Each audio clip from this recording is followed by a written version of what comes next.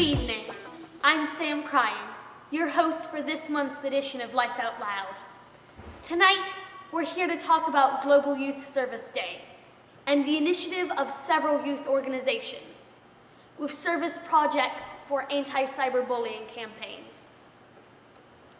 My first guest is North Carolina State Senator Rick Gunn, who is here to discuss cyberbullying, an issue that affects many adolescents and teens on a daily basis. Welcome, Senator Gunn. Sam, thank you for having me. This is such an important topic, and I'm delighted that I can come by and we can engage in some good dialogue about the subject. First question, when did the issue of cyberbullying first come to the forefront? In the General Assembly, 2007 was the first time that there was any effort made to include any type of cyberbullying into legislation. Now, the legislation did not get passed that year, mainly because I think there were still more questions than there were answers about how the cyberbullying law should be put together. So it did not pass in 2007, but it did come back in 2009 and pass. What types of cyberbullying behaviors does the law encompass? It's still being defined, but generally speaking, many provisions, any type of threatening nature or harassment that is continuous, that would cause any type of duress to an individual or a minor is in there. Any type of actual threat where you threaten specifically to do harm to somebody is part of the provision. If you try to hack or steal somebody's web page or identity, that can be part of a cyberbullying charge.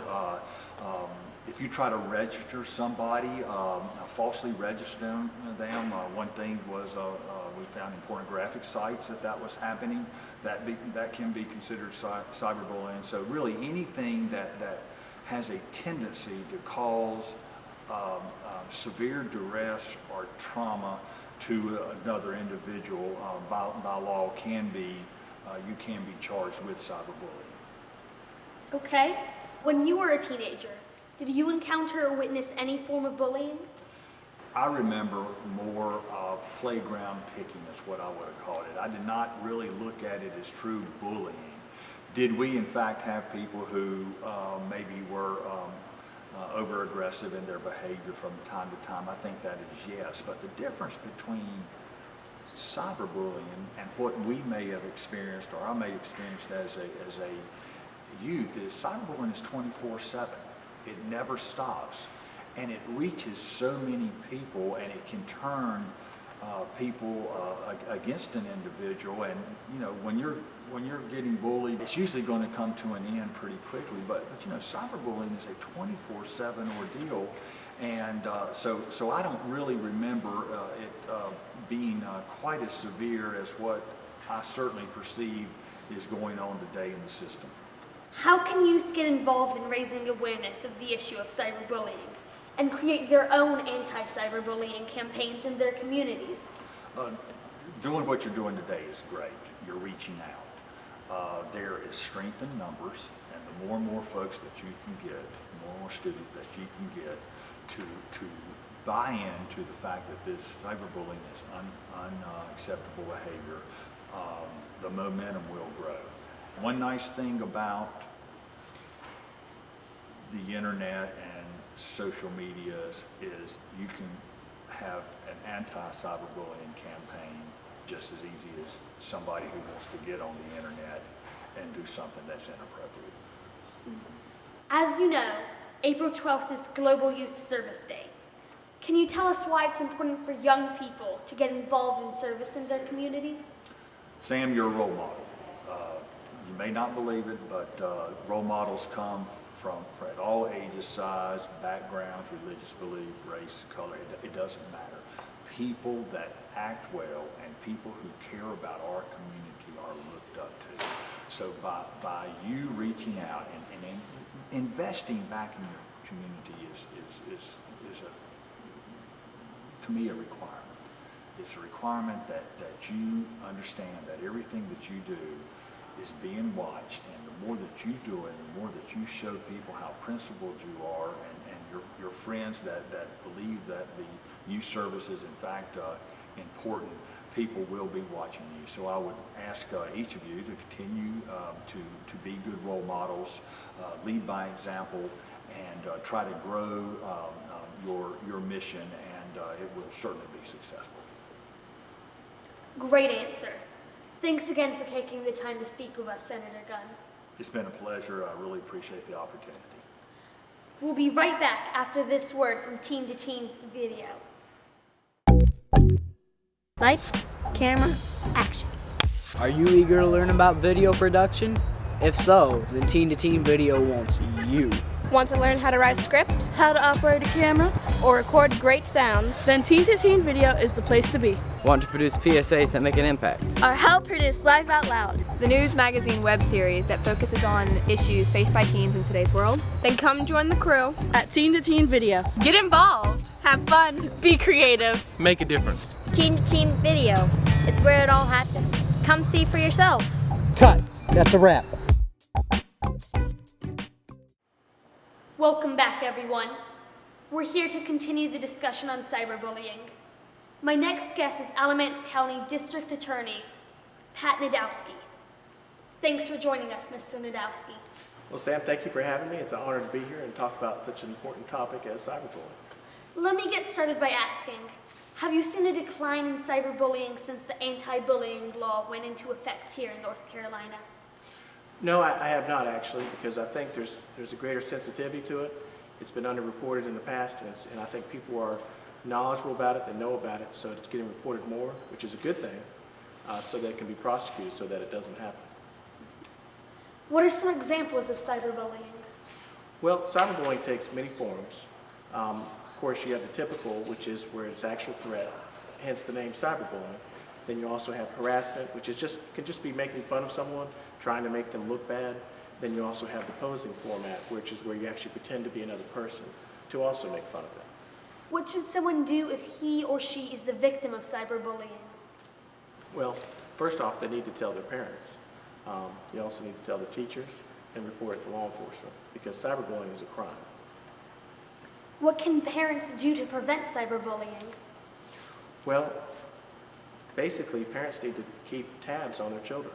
A lot of times they're not apt to do that because they think they're invading the personal space or privacy of their teenagers. But the problem is that, I hate to say this, but teenagers really don't have privacy when it comes to their parents until such time as they're an adult. So what they could do is make sure they're keeping tabs on what they're doing online, being responsible, looking at their Facebook page, looking at their phone, and also looking for warning signs. Because when teenagers are victimized by cyberbullying, oftentimes there'll be warning signs of depression, lower grades, skipping school, and in the worst case scenarios, and this has happened in the United States, we've actually had suicides as a result of cyberbullying. What are the consequences of being convicted of cyberbullying? If someone is convicted of cyberbullying, it has grave repercussions for their whole life. Because if you're convicted of cyberbullying, it's going to be on your criminal record, which stays with you your whole life. And I can tell you that if you've got a cyberbullying conviction on you, a college is not apt to take you into their school. Not only that, but it's going to affect your ability to get jobs down the road, because when you try to get a job, their employers are also going to look at your record, and if they see a cyberbullying conviction, they are not likely going to be wanting to offer you a job.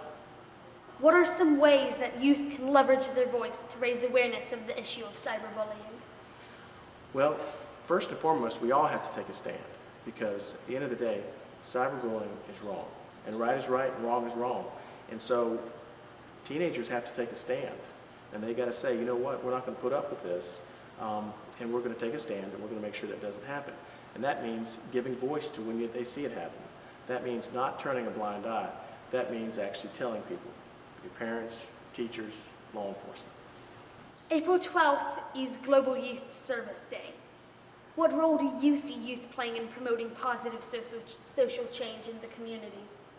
Well, I think it starts with why we're here today, which is Global Youth Service Day, or we're talking about it in any event. Those that are participating in it are doing, they're actually participating in different programs and doing projects.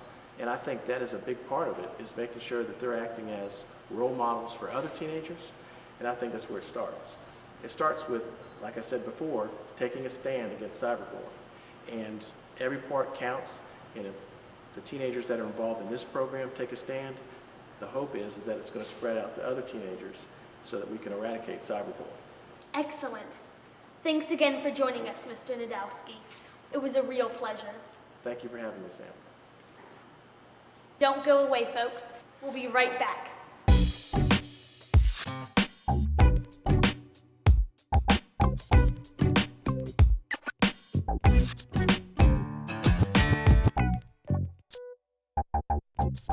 Okay, we're back. We're now joined by Elon University men's soccer player, student athlete, and tutor, Jason Waterman, who's here to fill us in about the Global Youth Service Day celebration that's taking place right here at Thataways on Saturday, April 12th, 1 to 3 p.m. Welcome, Jason. Thanks for having me. It's really my pleasure. Okay, Jason, what can youth and families expect when they attend Global Youth Service Day in Alamance County? Well, Global Youth Service Day is really about highlighting the projects that youth have embarked on in the community prior to this event, and also projects that are currently ongoing. So that'll be sort of the main attraction, but there will be a lot of other things going on. There will be local officials such as State Superintendent June Atkinson speaking. There will be local businesses here with promotions. There will also be literacy-based service project opportunities. So, for example, people have the opportunity to write thank you notes to maybe veterans or maybe to an old teacher they had who helped them a lot. So there will just be a whole array of things that we hope will appeal to everybody. As a student yourself, how have you been involved in volunteering in service? Well, through the Student Coalition Action for Literacy Education, I've had several opportunities to get involved promoting literacy especially. So, for example, I was heavily involved in National Literacy Action Week. I go to Western Middle School once a week to help some of the students who struggle with reading ability. I've worked with Alamance Community College and adult learners who are trying to learn English as a second language. So there are many different things I've got involved with through that organization, and also through Elon Athletics and Elon University as a whole. How can youth in Alamance County continue to serve the community, even after Global Youth Service Day? Well, hopefully at Global Youth Service Day, there will be several opportunities presented to the people who are in attendance, and that should give them some indication of ways to get involved. Once again, you can go to readwriteact.org, and there will still be ongoing projects. But the idea is that we want to empower people to know that they can make a difference. And once you know you can make a difference, no matter how young you are, you can help other people. And once you do that, it's all about taking the initiative, seeing where there's a problem and fixing it, seeing someone who needs help and helping them. So that's something we really want to tell people at the service event, and also something that we hope will stick with them for a long time. What does service mean to you as a young adult? Service means a lot to me as a young adult. When I first started partaking in service, a lot of it was reluctantly, but then once I got into it, I realized how powerful it really was and how I could actually help somebody. So that was really cool, and it's something that has helped me realize all the advantages that I've had in life. I've worked with several people who are disadvantaged in many ways, and everyone has some type of disadvantage. And I wouldn't be where I am today without the help of other people sort of giving me the advantages or making up for my disadvantages. So I feel it's my duty to give back to people and make sure that they have the advantages that I had. That's awesome, Jason. Thanks again for sitting down with us. Well, folks, that's a wrap on another edition of Life Out Loud. I hope you found it informative. Until next time.